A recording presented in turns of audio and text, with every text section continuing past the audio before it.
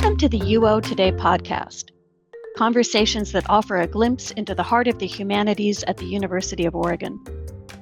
Listen as our faculty, students, and guests introduce ideas and research that help us reflect on the past, navigate the present, and imagine possible futures. I'm Leah Middlebrook, Director of the Oregon Humanities Center.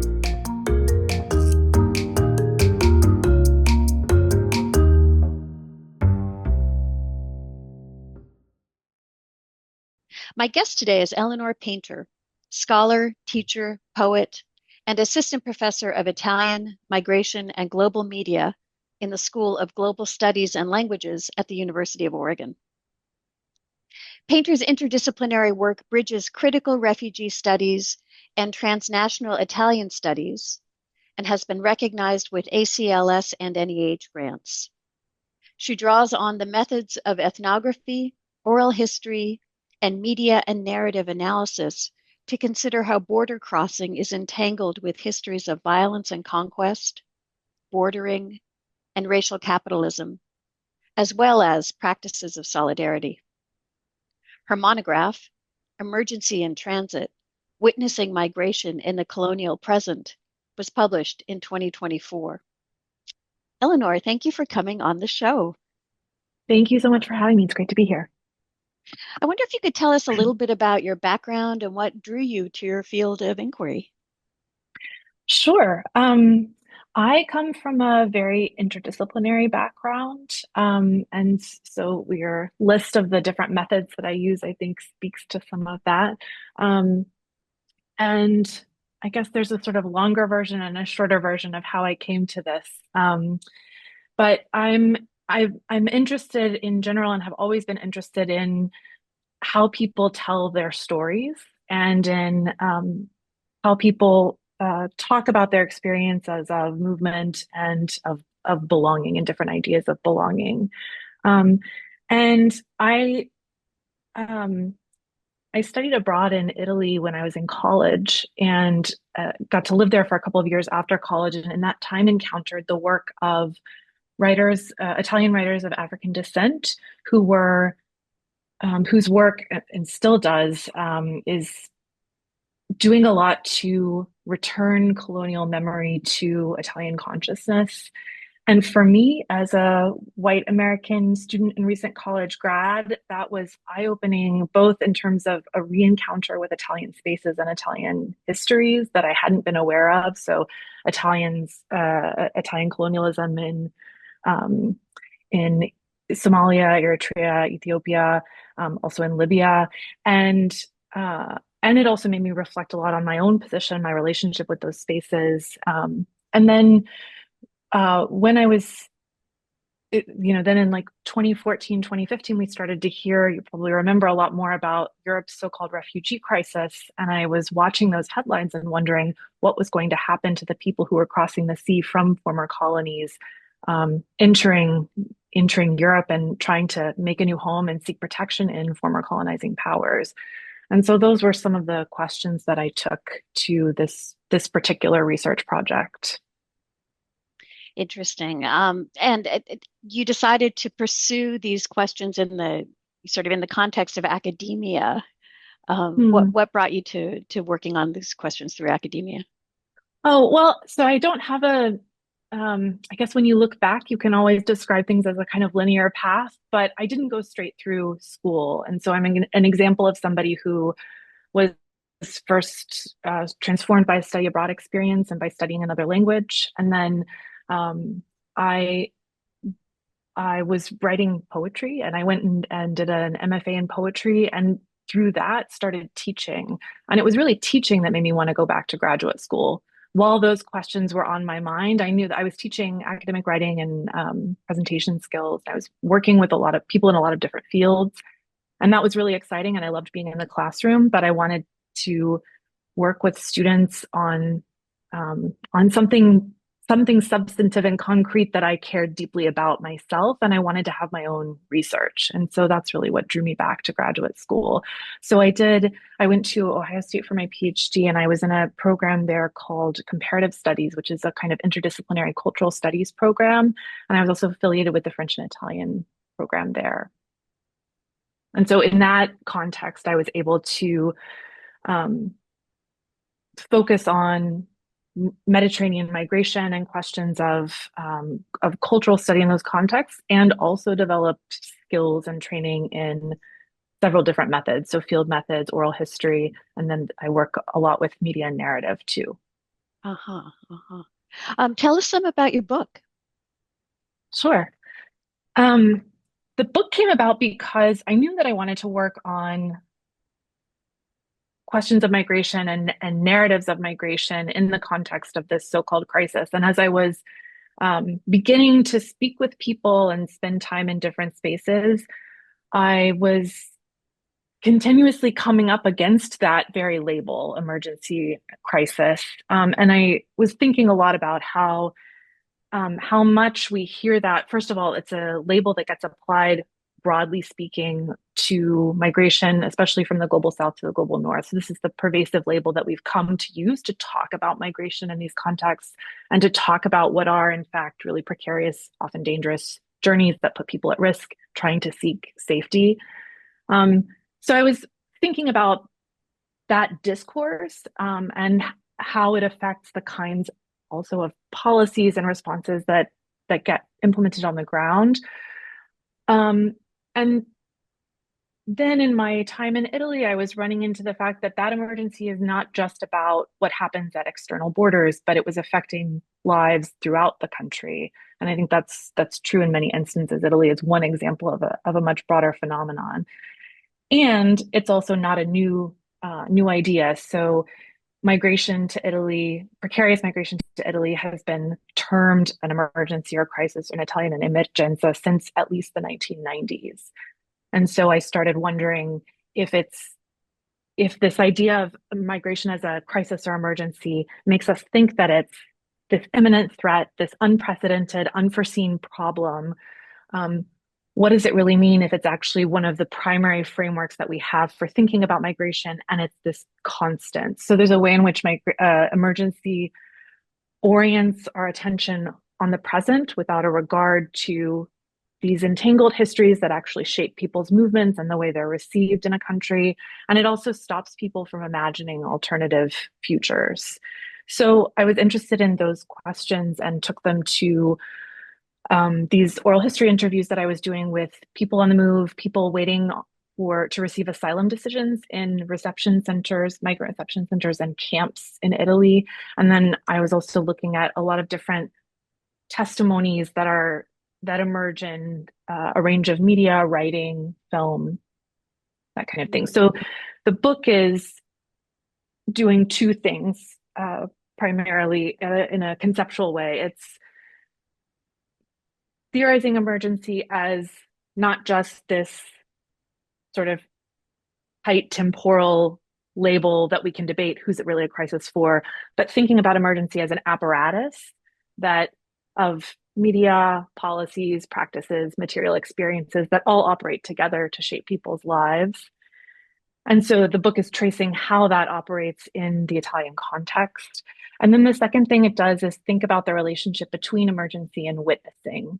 So emergency as coming to be named through a range of acts of witnessing, and then also the kinds of testimonies that people produce from within those so-called crises to talk about what's happening to them, but also to imagine their experiences and narrate their experiences outside of that framework of emergency.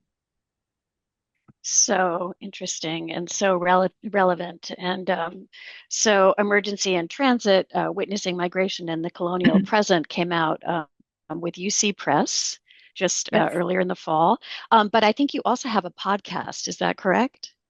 I do. It's been on hiatus right now, but this is a podcast that I started when I was a postdoc at Cornell. They have a migrations program that's a super interdisciplinary university-wide initiative. And so that was a really fun way for me, especially in that post-degree moment where I was thinking about this, which initially started as a dissertation project, and where was that going, and what else could I be thinking about?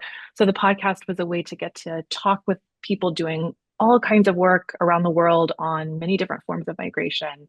So thinking across disciplinary lines and across historical moments too. Yeah.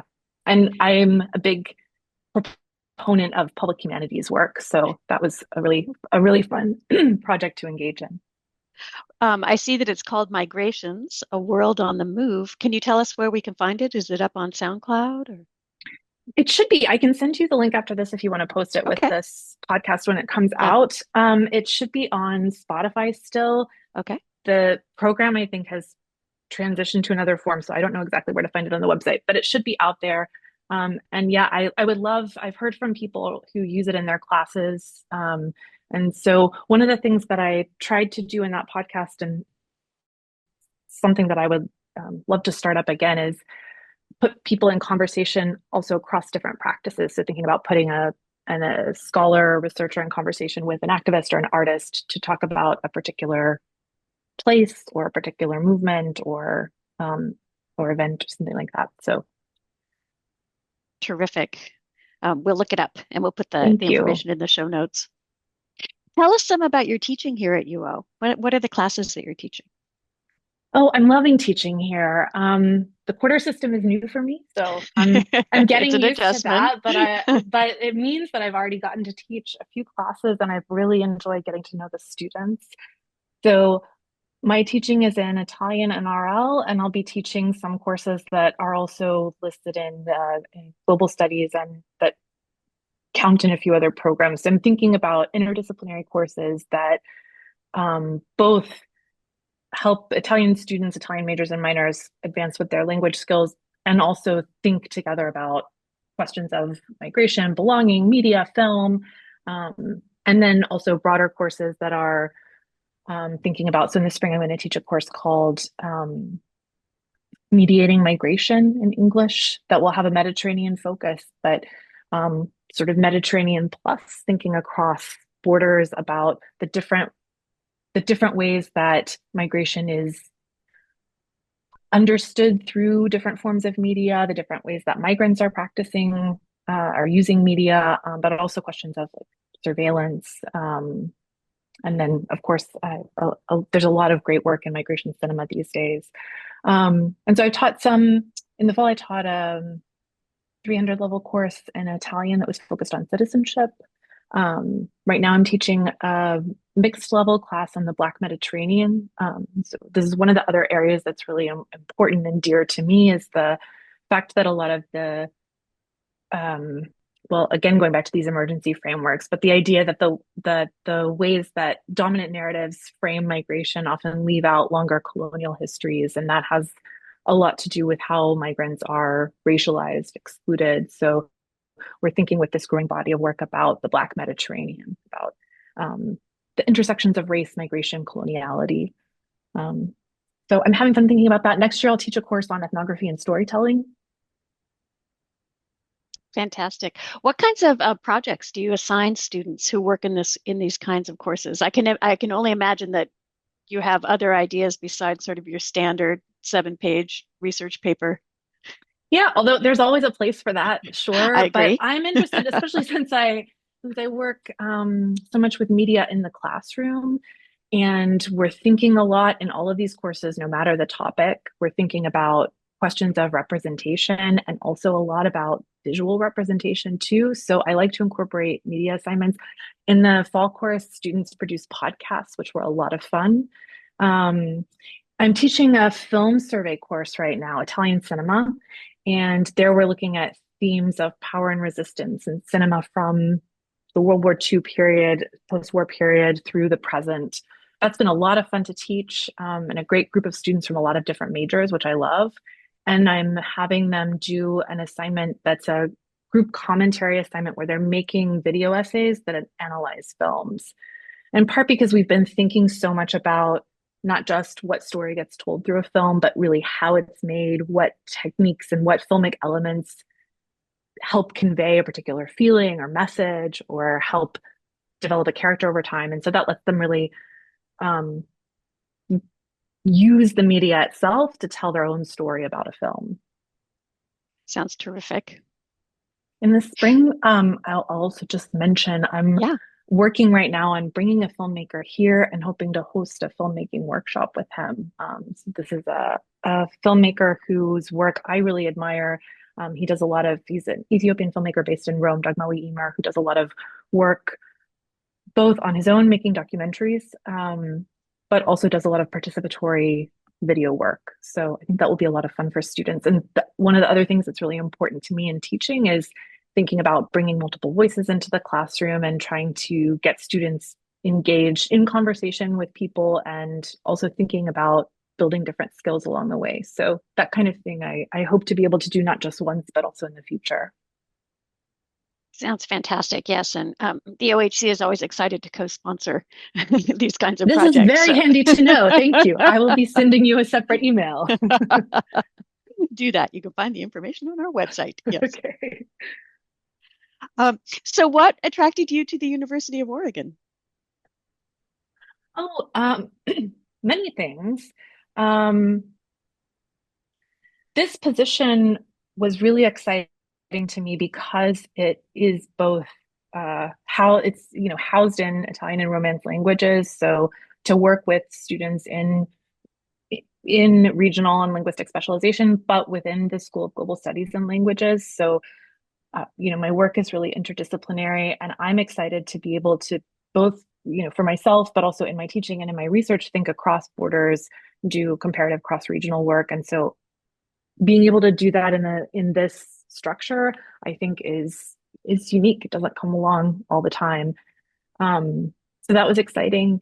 And thinking about the school being new, and so possible new directions coming in with several other new faculty members was appealing. And then I am I went to Ohio State for my PhD. I really believe in public education. I'm excited to be at a big public R1 to get to work with students here and think about the mission of the university. And then I Oregon's a beautiful place. I am not from the Pacific Northwest, but thinking about the idea that I would get to do work that I love and live in a place as beautiful as this was really exciting to me. So all of those things. And I'm still getting to know a lot of people and still getting to, I just started in September, so I'm still finding my way around, but it's been really wonderful to get a sense of the very different kinds of work that colleagues are doing in the different spaces on campus for connecting with people who are doing interdisciplinary and also creative work. So it seems like there's a lot happening here that I'm excited to get into. Well, we're so glad to be able to include you. And I agree that we're in a moment of such, flowering of interdisciplinary research on campus. And so it's an exciting time here. I agree. Hmm. Can we talk a little bit about your life as a poet? I Oh, was sure. I'm just so interested. Tell us about, what forms you like to work with, what draws you to poetry, how do you practice your poetry? I will also say that one of the things that I really loved about interviewing here was that somebody asked me about that at the interview. And I loved the idea that I was getting seen as a more whole person and not just for one kind of research line or one kind of class that I could teach. I really appreciated that. And in our department, there are so many people working on translation and creative work. So um, that's also really inspiring, I think, as a place to be. Um, yeah, I'm hoping to rekindle my poetic side. I have a chapbook in the works. Um, but um I've I guess changed a lot of how I write since doing the PhD. And part of that was about, I was writing earlier, especially right after the MFA, I guess, writing more lyric poetry that was voiced in the I and thinking about writing a lot from, intimate personal experience in ways that I hope resonate with other people. And I got really tired of the I. And so I found, and I think that was one of the effects of having research and teaching more and thinking about what, who was I to be putting myself out here in these ways, or what did I really want to be saying?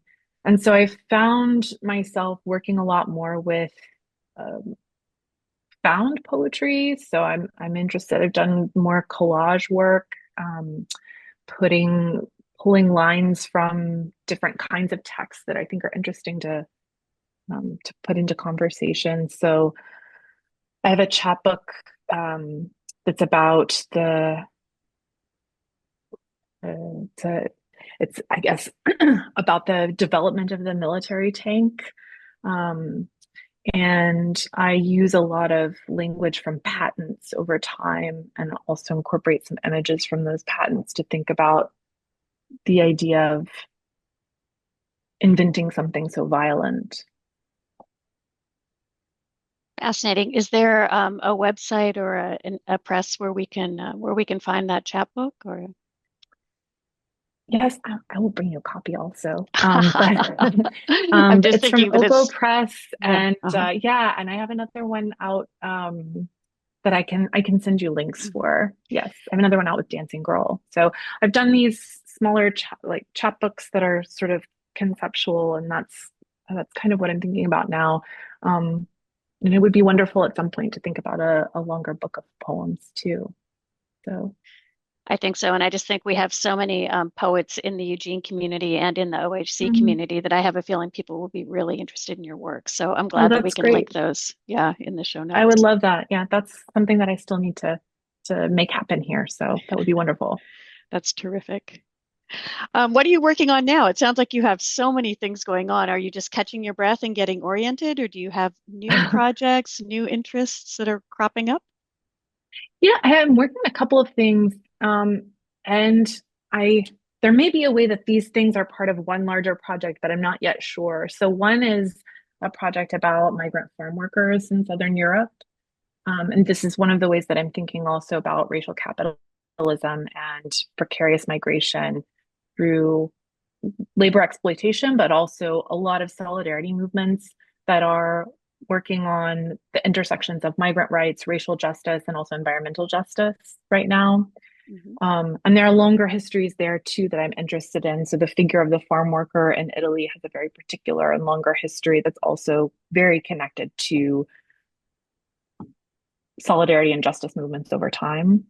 And then I also have a project on rescue at sea. So this is one of the areas that I think maybe I avoided a little bit because I wanted to steer people away from this focus on the crossing zone as sort of the place where migration happens.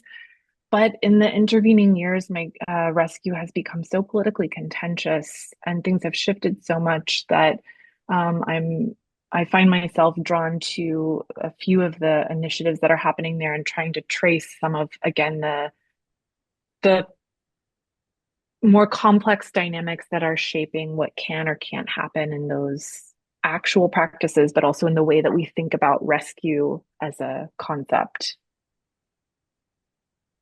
Fantastic. Really, really interesting work. It's been such a pleasure speaking with you, Eleanor Paynter. Thank you for coming on the show. Eleanor Paynter is Assistant Professor of Italian, Migration, and Global Media in the School of Global Studies and Languages at the University of Oregon. And you can find her work in her book, Emergency in Transit. We will be linking to her podcast and also to her chat books. And it is just a real pleasure and an honor to welcome you to the faculty, Eleanor. Thanks for coming on the show. Thank you so much.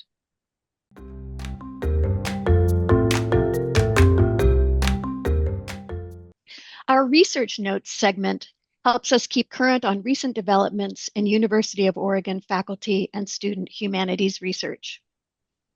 In this episode, Dr. Christopher Chavez tells us about his latest book, Isle of Rum, Havana Club, Cultural Mediation, and the Fight for Cuban Authenticity, which was published by Rutgers University Press in 2024.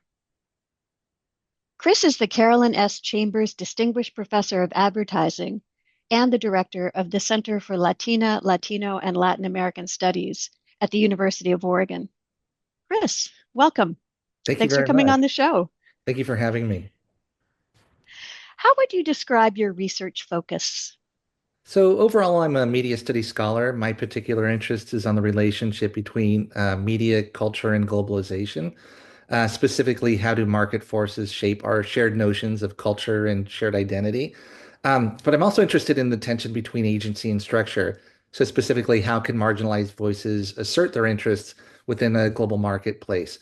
So for me, this moment of time looking at Cuba, the project started around the time that Obama was about to open up relationships with Cuba. Seemed like a really interesting moment for somebody that studies brands and advertising and its relationship to capitalism. Yeah, absolutely. Absolutely. Um, and then tell us about Isle of Rum. This fits right into that interest. A couple of different intersecting lines, a focus on Latin America, also a focus on global marketplace. I'm not Cuban and I'm not a Cuban scholar, and so I wanted to be very clear that that's not what I'm asserting. But I do know cultural production, and so I know the role of advertising agents, PR practitioner.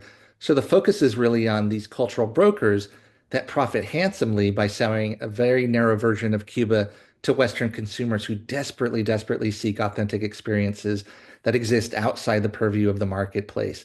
So it's about the strategies that have been, one they're currently employing, but how they're tied to a long-standing tradition of representing Cuba as the other to Western audiences.